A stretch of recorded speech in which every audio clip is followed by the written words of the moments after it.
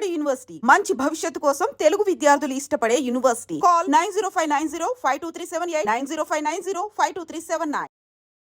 Hi guys, welcome to I dream. నేను మీ చాణక్య.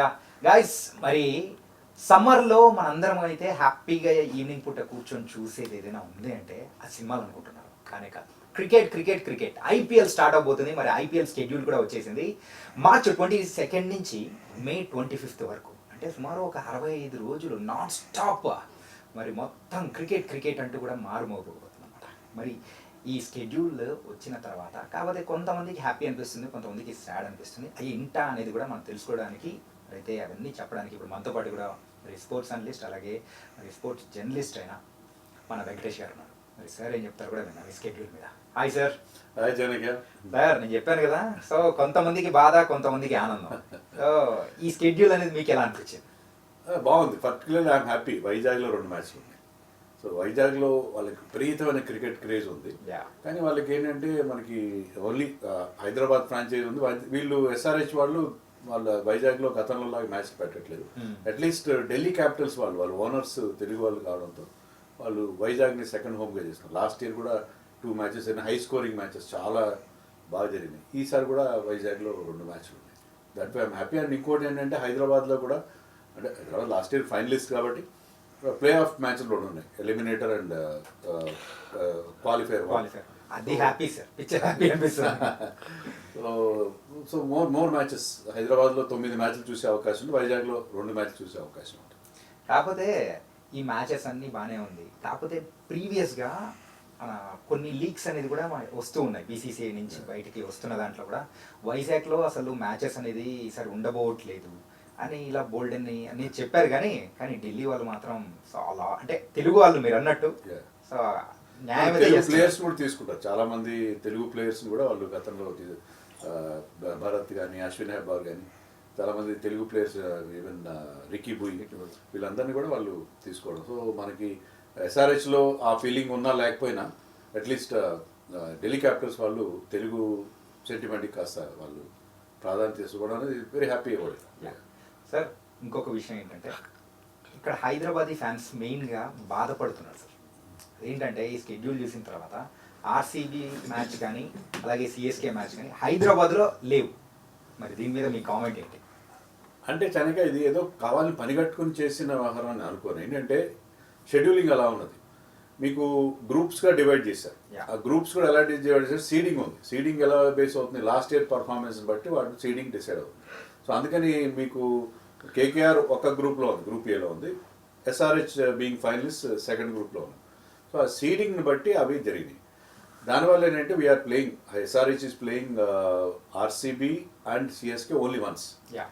ఆ only once అనేది హోమ్ మ్యాచ్ కావచ్చు, ఎవే మ్యాచ్ కావచ్చు. అన్ఫార్చునేట్ ఏంటంటే ఆ 2 మ్యాచ్లు, అంటే ధోని మ్యాచ్, విరాట్ కోహ్లీ మ్యాచ్, చాలామంది ఫ్యాన్స్ ఏంటంటే ముఖ్యంగా ధోని గురించి ఫీల్ అవుతారు. ధోనిని మళ్ళీ మనం యాక్షన్లో చూస్తాం లేదు. ఇది లాస్ట్ సీజన్ అయితే ధోనిని మళ్ళీ యాక్షన్లో చూద్దాం. హైదరాబాద్ ఆ మ్యాచ్ భయంకరమైన, ఇప్పుడు మీరు లాస్ట్ సీజన్లో కూడా చూసాం, ధోని ఎక్కడ ఆడినా అక్కడ విపరీతమైన క్రేజ్, టికెట్స్కి విపరీతమైన డిమాండ్ చూసాం. ఎందుకంటే అందరూ సెంటిమెంట్గా ఫీల్ అవుతున్నారు. నెక్స్ట్ సీజన్ ఉంటాడో ఉండడో ధోని తెలియదు కాబట్టి, అది ఎప్పుడు క్వశ్చన్ మార్క్ అయినా ఉంటుంది కాబట్టి. సో ధోనిని చూద్దాం, one last time will see in action అని చెప్పి రావడం. అలాగే విరాట్ కోహ్లీకి ఉన్న క్రేజ్ అయితే అది ఫినామినల్ క్రేజ్ ఉంది. విరాట్ కోహ్లీ ఎన్ని మ్యాచ్లు ఆడినా ఎన్ని ఆడినా విరాట్ కోహ్లీ చూడడం కోసం వస్తూనే ఉంటాం. సో హైదరాబాద్ ఫ్యాన్స్కి అది చాలా పెద్ద డిసప్పాయింట్మెంట్. ఇద్దరు ధోని మ్యాచ్ కానీ విరాట్ కోహ్లీ మ్యాచ్ కానీ లేకపోవడంతో ఏంటంటే definitely they are feeling very bad. And సుమారు 74 మ్యాచ్లు సార్. ఈ 74 మ్యాచ్ల్లో double headers. So double headers అనేది కూడా ఎన్ని ఉన్నాయి సార్? 12 దాకా ఉన్నాయి double headers. Sundays, Saturdays, mostly వీకెండ్స్లో డబుల్ హెడర్స్ ఉన్నాయి. సో అవి ఉన్నా కూడా టోర్నమెంట్ లెంత్ ఎలా అయిపోయిందని 10 టీమ్స్ ఉండేసరికి more than 2 months 65 days action. అంటే నిజంగా ఇండియాలో 10 గంటలు తగ్గిపోతాయి ఆటోమేటిక్గా. So cricket will consume lot of our time. So work efficiency, తర్వాత అవుట్పుట్ అన్నీ తగ్గిపోతాయి. బట్ ఈవినింగ్ కాబట్టి most of the time evening ఉంటాయి కాబట్టి most of the people will not be working at that time. Okay. And ఈ IPL మెయిన్గా కొంచెం అర్లీగానే start అవుతుంది. అండ్ ప్రేక్షకులకు మజా అనేది ఎలా పంచిపోతుంది అనుకోవచ్చు? చాలా బాగుంటుంది. ఎందుకంటే లాస్ట్ సీజన్ పర్టికులర్గా మనం చూసాం. లాస్ట్ సీజన్లో ముఖ్యంగా ఎస్ఆర్హెచ్ ఆడిన తీరు, అగ్రెసివ్ బ్రాండ్ ఆఫ్ క్రికెట్ ఆడడం మొదలుపెట్టారు. దాంతో ఏంటంటే ఇది వరకు 200 వస్తే చాలా ఎక్కువ అనుకున్నది. Yeah. ఇప్పుడు 250, 260, 270 అయిపోయింది. 300 కూడా వచ్చే పరిస్థితి మనకు అనిపిస్తుంది. సో అంత స్టాండర్డ్స్ పెంచేస్తారు. బ్యాటింగ్ ఎప్పుడైతే మీకు ఇంపాక్ట్ ప్లేయర్ రూల్ ఉందో దాన్ని బ్రహ్మాండంగా యూజ్ చేస్తున్నారు టీమ్స్ అన్నీ కూడా. సో ఇంపాక్ట్ ప్లేయర్గా ఒక మంచి హార్డ్ హిట్, ఎందుకంటే బ్యాటింగ్లో ఆ డెప్త్ వస్తుంది కాబట్టి మీకు ప్రతి ఒక్కరు ఛాన్స్ తీసుకుంటారు. ఆ లాస్ట్ యాక్చువల్గా నెంబర్ 8లో వచ్చే బ్యాట్స్మెన్ వస్తాడా లేదా అని తర్వాత సంగతి. కానీ ఏంటంటే వీళ్ళకి ఆ లాస్ట్ దాకా బ్యాటింగ్ ఉన్న ధైర్యం ఏంటంటే ముందు టాప్ ఆర్డర్ ఆడే ప్లేయర్స్ ఏంటంటే చాలా ఫ్రీ స్ట్రోకింగ్గా ఆడుతున్నారు. దానివల్ల మీకు batting standards most of the people come to see boundaries and sixes. అదే కదా చూసేది. సో మా పిచెస్ కూడా ఈవెన్ చెన్నై పిచ్లో లాస్ట్ టైం 200 రావడం చూసాం, 200+ స్కోర్స్ రావడం. మన చెన్నై ఇప్పుడు లో స్కోరింగ్ ఉంటుంది. సో ఓవరాల్గా మనకి ఏమైందంటే స్కోరింగ్ హై స్కోరింగ్ అవుతుంది. తర్వాత మ్యాచెస్ చాలా క్లోజ్గా అవుతున్నాయి. టీమ్స్ కూడా ఏంటంటే పోను వీళ్ళు ఫ్రాంచైజెస్ కూడా నేమ్స్ కోసం వెళ్ళట్లేదు, వాళ్ళు పర్ఫార్మెన్స్ని బేస్ చేసుకున్నారు. దానివల్ల ఏంటంటే కాంపిటీషన్ ఇస్ సో ఇంటెన్స్. చాలా మ్యాచ్లు లాస్ట్ ఓవర్కి వెళ్ళడం, చాలా టైట్ ఫినిష్లో ఉండడం. దానివల్ల ఐపీఎల్ బ్రాండ్ ప్రతి ఇయర్ గ్రో అవుతున్నది. పర్టికులర్ లాస్ట్ ఇయర్ ముఖ్యంగా దాని ఎస్ఆర్హెచ్ని మనం మెచ్చుకోవాలి.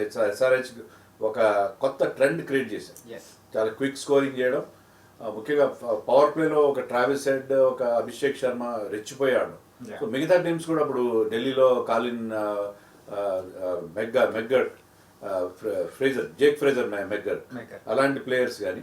సో ఆ డిఫరెంట్ లెవెల్ ఆఫ్ బ్యాట్స్మెన్షిప్ మనం చూస్తున్నాం ఈసారి. సో ఈ సీజన్లో కూడా కంటిన్యూ అవకాశం. సార్ ఒక మరి లాస్ట్ టైం అయితే చాలా వేలం అనేది జరిగింది. వేలం జరిగిన తర్వాత సో ముందు మన లాస్ట్ ఇయర్ అయితే కొన్ని అంటే ఫ్రాంచైజీస్ కానీ మనకు కొంచెం ఫ్యాన్స్ లాయల్టీ అనేది కూడా ఉండేది. కానీ అందులో ఉన్న ప్లేయర్స్ ఇప్పుడైతే మొత్తం ఎక్కడోళ్ళు అక్కడ మారిపోవడం అన్నీ జరిగింది. కానీ లాస్ట్ ఇయర్ ఎక్స్పెక్ట్ చేసినట్టు ఈసారి పర్మిటేషన్స్ అండ్ కాంబినేషన్స్ టీమ్స్ విషయంలో ఉండొచ్చా ఉండకపోవచ్చా? నేను ఒక ఎగ్జాంపుల్ చెప్తాను. ఢిల్లీ క్యాపిటల్స్ అనగానే మనకి రిషబ్ పంత్ గుర్తు. అవును. కానీ ఇప్పుడు Rishabh Pant leader. First match 24th అనుకుంటా వైజాగ్లో జరగబోతుంది. Delhi Capitals versus Lucknow Super Giants. Last year ఇదే వెన్యూలో ఢిల్లీ క్యాపిటల్స్ తరఫున రిషబ్ పంత్ ఆడాడు. ఇప్పుడు now he's playing for LSG. So అవతల క్యాంప్లో ఆడుతున్నాడు Rishabh Pant. So loyalties automatic మారిపోతాయి. రిషబ్ పంత్ ఫ్యాన్స్ నిన్నటిదాకా ఢిల్లీని సపోర్ట్ చేసిన వాళ్ళు అటు వెళ్ళిపోతారు, లేకపోతే ఈ టీంని సపోర్ట్ చేసిన వాళ్ళు రిషబ్ పంత్కి వ్యతిరేకంగా అయిపోతారు. సో లాయల్టీస్ మారిపోతుంది. ముఖ్యంగా ఏంటంటే కీ ఇండియన్ ప్లేయర్స్ మీకు లాయల్టీ మనం చూస్తే అంటే ఐపీఎల్ ఎప్పుడు కూడా ఆర్సీబీకి అంత పాపులారిటీ వచ్చిందంటే బికాజ్ ఆఫ్ విరాట్ కోహ్లీ, అలాగే CSK because of Dhoni, MI because of Rohit Sharma. ఇట్లా అలాగే Delhi always gets identified with Rishabh Pant. So ఇలాంటి కొంతమంది ఐకానిక్ ప్లేయర్స్ ఉంటారు. సో వాళ్ళతోనే ఆ టీమ్స్ ఐడెంటిఫై అవుతాయి. సో ఆ ప్లేయర్స్ ఇప్పుడు శ్రేయస్ అయ్యర్ కేకేఆర్ నుంచి వెళ్ళి పంజాబ్కి వెళ్ళిపోవడం, రిషబ్ పంత్ ఎల్ఎస్జీకి వెళ్ళడం, అలాగే కేఎల్ రాహుల్ మళ్ళీ ఆర్సీబీకి వస్తారని ఫ్యాన్స్ చాలా ఆశ పెట్టుకున్నారు. కన్నడిగా అతను, తర్వాత అతనికి గతంలో కూడా ఆడాడు ఆర్సీబీకి. కానీ ఆర్సీబీ వాళ్ళు కనీసం అందుకోసం బిడ్ కూడా చేయలేదు. దాని గురించి వాళ్ళు చెప్పిన ఎక్స్ప్లెనేషన్ ఏంటంటే రీసెంట్గా వాళ్ళు క్యాప్టెన్ అనౌన్స్ చేసినప్పుడు మేము క్యాప్టెన్ కోసం కాదు, మేము మాకు ఎవరు సూట్ అవుతారో వాళ్ళ కోసం వెళ్ళాము మేము అని చెప్పారు. సో ఆర్సీబీ కాకుండా అతను ఢిల్లీకి ఆడడం. సో వీళ్ళే కీ ప్లేయర్స్. మీకు చిన్న ప్లేయర్స్ మారిపోతే ఓకే, కానీ ఎవరైతే మెయిన్ ప్లేయర్స్ ఉంటారో ఆ టీమ్ ఆ ప్లేయర్తో identify. You cannot imagine Virat Kohli playing for any other franchise other than RCB. So అలాంటి ఒక అటాచ్మెంట్ ఉంటుంది ఆ ప్లేయర్తో పాటు ఆ టీమ్కి. వాళ్ళ లాయల్టీ ఫిక్స్ అయి ఉంటుంది. What you have asked is very good question actually. So కానీ ఇప్పుడు అన్నీ చేంజ్ అయ్యే పరిస్థితి కనిపిస్తుంది. ఎందుకంటే వీళ్ళకి రిషబ్ పంత్ కానీ, శ్రేయస్ అయ్యర్ కానీ, కేఎల్ రాహుల్ కానీ వీళ్ళకి చాలా హ్యూజ్ ఫాలోయింగ్ ఉంది. అలాంటి ప్లేయర్స్ వాళ్ళు టీమ్ మారిపోతే డెఫినెట్గా అది కొంత ఎఫెక్ట్ పడుతుంది. కానీ ఏ టీమ్స్ గెలుస్తుంది అని చెప్పే విషయంలో కూడా ఇప్పుడు గెస్ట్ చేయడం అంటే హాట్ ఫేవరెట్ ఏ టీం అని చెప్పడానికి కూడా అంటే ఆ అవకాశాలు అనేది కూడా లేదు కదా సార్? ఎందుకంటే మెగా ఆక్షన్ తర్వాత టీమ్స్ రీషఫల్ అవుతాయి. తర్వాత బెస్ట్ కాంబినేషన్ విషయంలో వాళ్ళకి ఇంకా క్లారిటీ రాదు. సో ఒక సీజన్ పోనివ్వాలి. ఈ సీజన్లో ఫస్ట్ నుంచి ఒక మంచి కాంబినేషన్ తయారు చేసుకొని దానికి స్టిక్ అని వెళ్ళే వాళ్ళకి మంచి రిజల్ట్స్ వస్తాయి. అలా కాకుండా ఎక్స్పెరిమెంటేషన్ చేయాల్సి వస్తుంది. ఎవరిని ఆడిపించాలి, ఎవరిని ఆడిపించకూడదు, ఇలాంటివన్నీ చాలా మెగా ఆక్షన్ తర్వాత టీమ్స్ ఖచ్చితంగా వాళ్ళకి ఆ బ్యాలెన్స్ కానీ మనం వాళ్ళకి కావాల్సిన రిక్వైర్మెంట్ అవన్నీ ఆ రోల్ క్లారిటీ కానీ అన్నీ మిస్ అవుతాయి, డెఫినెట్గా మిస్ అవుతాయి. సో మెగా ఆక్షన్ తర్వాత టీమ్స్ కొంత కన్ఫ్యూజన్ ఉంటుంది, ఖచ్చితంగా ఉంటుంది.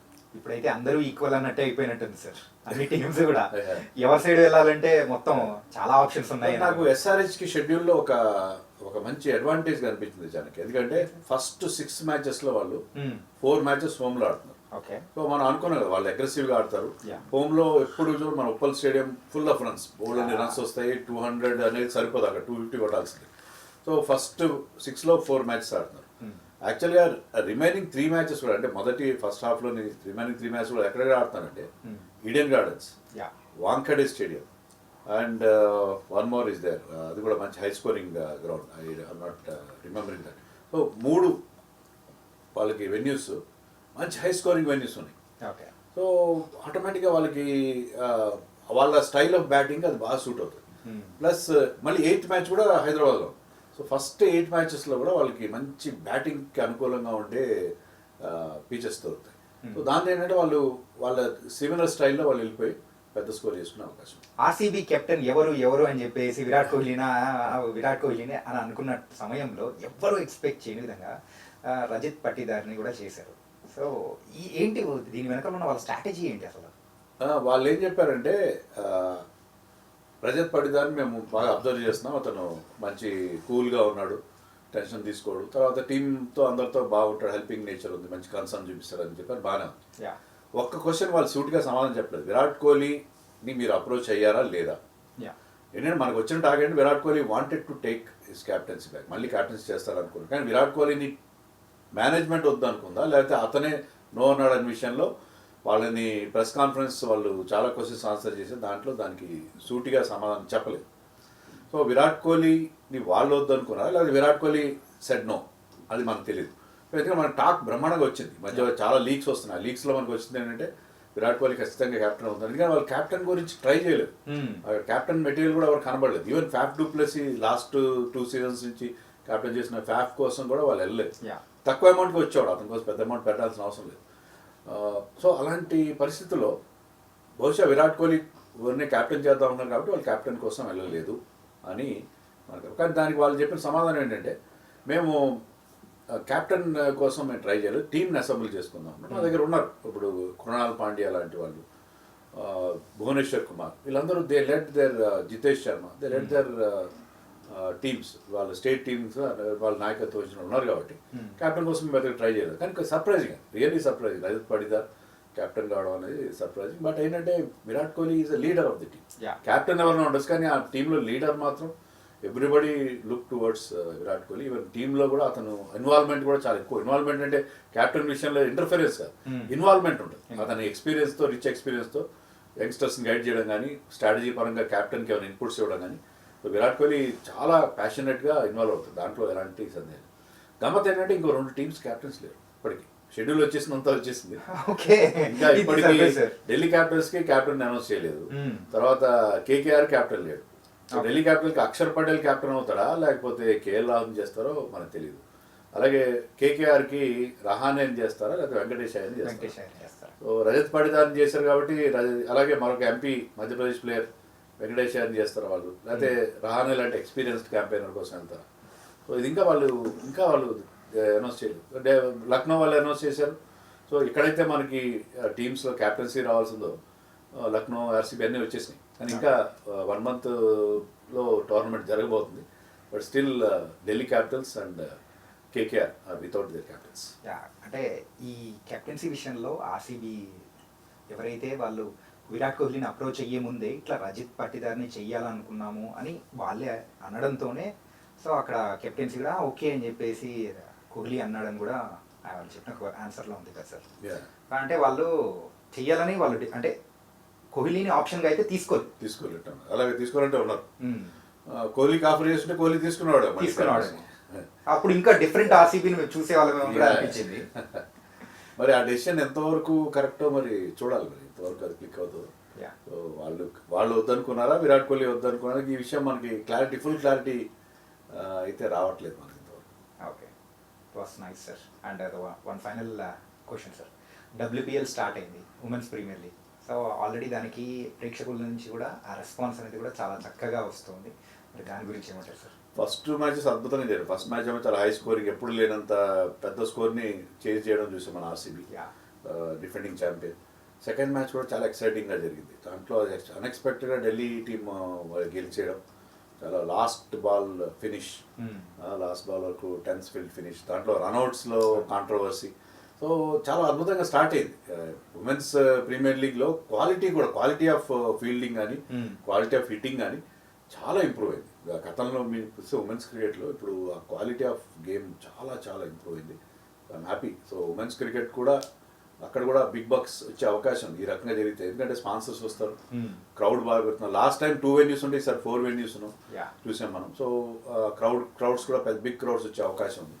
So women's game also will take off. IPL అంతా క్లిక్ అయింది, ఉమెన్స్ గేమ్ తన లెవెల్లో అది క్లిక్ అయ్యే అవకాశం మనకు స్పష్టంగా అనిపిస్తుంది. ఓకే, నైస్ అండి. Thank you so much sir.